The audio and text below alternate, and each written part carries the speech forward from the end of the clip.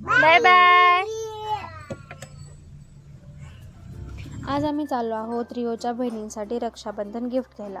निघताना रिओला एवढी घाई झाली होती की तो मला माझी चप्पल दाखवून सांगत होता की मम्मा ही बघ तुझी चप्पल, घाल लवकर आणि चल.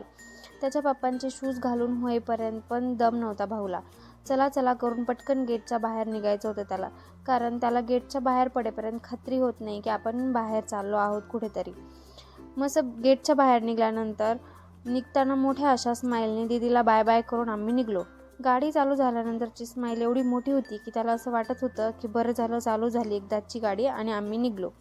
दीदीला बाय बाय करून रिओ मस्त बाहेरचे नजारे एन्जॉय करत होता.